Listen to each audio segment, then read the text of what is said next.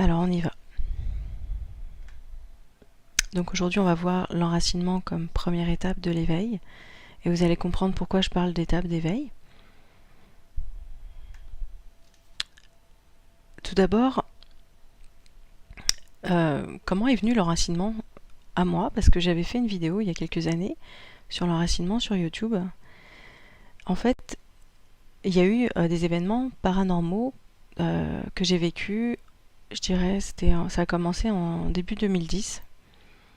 Et puis sur le chemin et sur mon parcours, j'ai rencontré un monsieur qui m'a dit: écoute, je pense que tu as des problèmes parce que tu n'es pas enraciné. Alors j'ai appris l'enracinement et en apprenant l'enracinement, j'ai découvert que je pouvais avoir un canal et justement retrouver mon pouvoir pour au moins limiter les attaques du paranormal. Donc en fait, c'est comme ça que c'est arrivé dans ma vie. Et puis après, je me suis dit, mais c'est un outil tellement magnifique que je vais le partager sur YouTube. Donc voilà comment ça a commencé. Mais après, la suite des événements, moi je pensais que l'enracinement, c'était juste avoir des racines dans la terre. Puis la vie m'a emmené à comprendre d'autres choses parce que j'ai pris des cours pour des techniques tibétaines. Et un jour, il y a quelqu'un qui pose une question sur l'enracinement, l'ancrage. Et le prof, donc le Rinpoché, répond que l'enracinement à la terre, ce n'est pas ça l'enracinement. Mais il ne dit pas ce que c'est. Donc je me suis retrouvée un petit peu le bec dans l'eau. Et je me suis dit, mais qu'est-ce que ça veut dire alors? Qu'est-ce que c'est? Donc quelques temps après, j'ai eu la réponse. Et j'ai compris que l'enracinement, ça venait aussi de différentes façons d'aller chercher la lumière qu'on est dans la matière. Mais ça, je vais vous expliquer tout ça après. Donc, aujourd'hui, grâce à l'enracinement, avec toutes les versions que je vais vous expliquer de l'enracinement, je peux considérer que... Je vais me remettre en direct. Je peux considérer que maintenant, j'ai à peu près établi pas mal de notions autour de l'enracinement. Je peux pas dire que j'ai 100% de l'information, mais j'en ai quand même beaucoup. Donc je voulais les partager. Et c'est pour ça que j'avais monté un atelier de 4 heures à ce sujet. Puis là, je vous présente une version de 1 heure, 1 heure 30. Donc c'est très court, mais par rapport à 4 heures, mais vous avez la théorie, je dirais. Et dans l'atelier, on fait beaucoup d'exercices, beaucoup de pratiques, il se passe beaucoup de choses et puis on rigole bien. Mais aujourd'hui, on va rigoler aussi, j'espère. Donc là, on va revenir un petit peu avec le PowerPoint. Alors, qu'est-ce que ça vous donne comme avantage, l'enracinement? Ça vous donne du calme, de la stabilité. Ça vous permet d'agir et de concrétiser vos projets avec plus de facilité. Et puis, comme je disais tout à l'heure, ça vous redonne un pouvoir dans le je peux. Donc, chacun, on a des problématiques différentes. Il y en a qui ont eu le cancer, moi j'ai eu des problèmes avec le paranormal.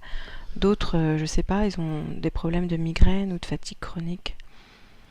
Donc, à chaque fois, on perd notre pouvoir.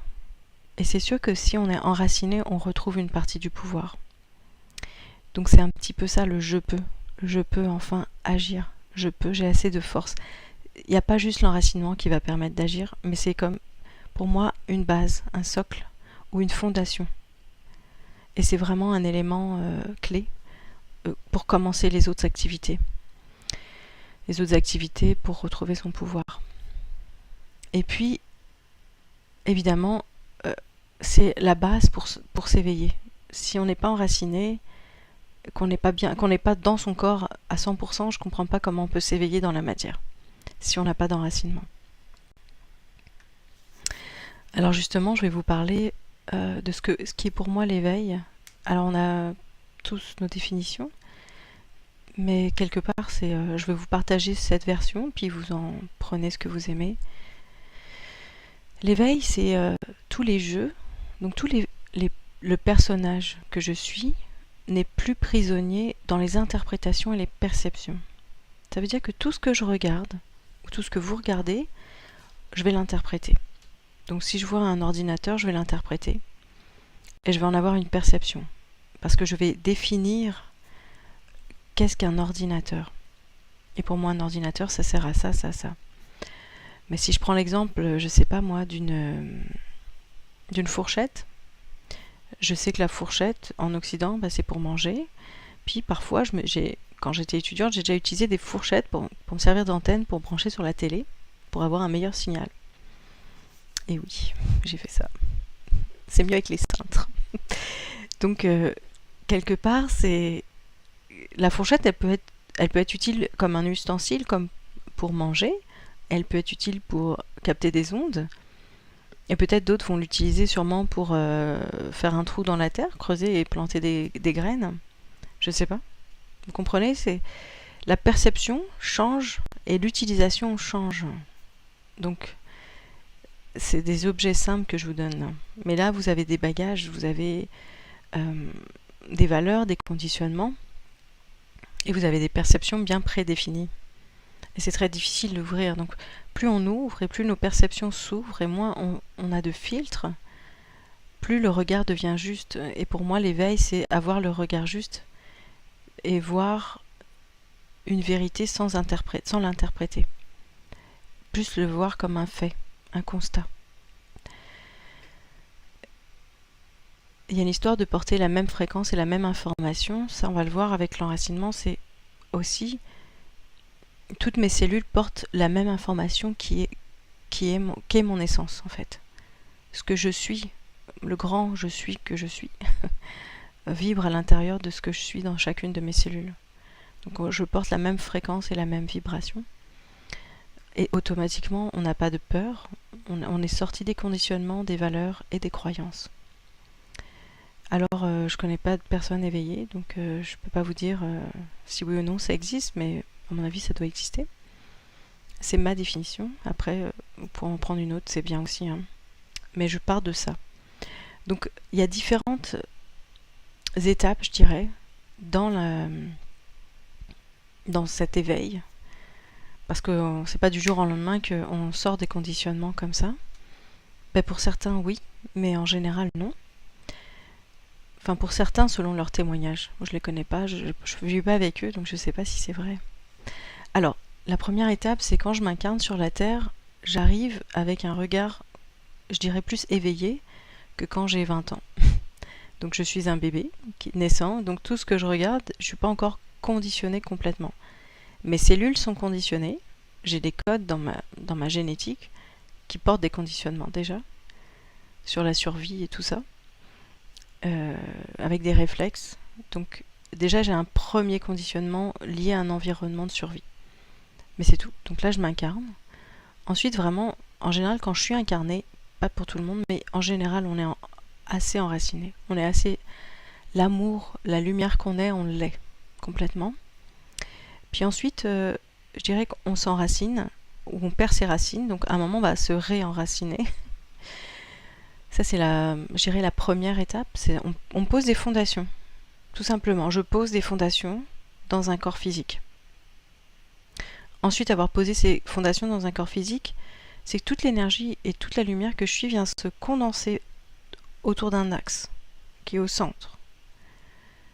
Et parce que je suis dans un socle stable avec un centre vertical et un centre horizontal, ça c'est dans un deuxième atelier, ce qui va se passer, c'est que automatiquement je suis automatiquement connectée à la lumière que je suis et à l'amour divin ou à la source, à ce que vous voulez. Et là il y a un pardon divin qui passe au travers de moi, de toutes mes cellules, sur les différentes mémoires de l'humanité ou ce que je porte en moi.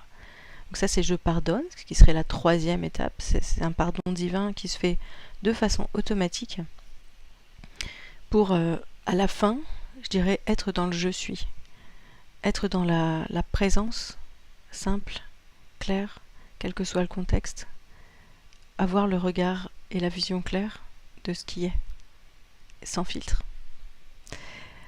Et là, les peurs dans le je suis n'existent pas. Donc c'est fini, là vous êtes libre. Donc voilà, c'est comme ça que je décortique, on dirait, l'éveil. Ça ne veut pas dire que c'est valable pour tout le monde, c'est juste que j'ai reçu ça et c'est valable pour moi dans mon processus intérieur. Je ne suis pas du tout rendue où je suis, mais j'ai vu ce qui arrivait en fait, ce qui allait arriver. Donc je vous le partage. Donc l'enracinement, là on va revenir dans notre thème là. L'enracinement, c'est la condensation de votre lumière, de votre amour, de l'amour divin, pas de l'amour humain. C'est cette condensation de toute cette lumière et de toute cette énergie que vous êtes dans vos cellules, dans toutes vos cellules.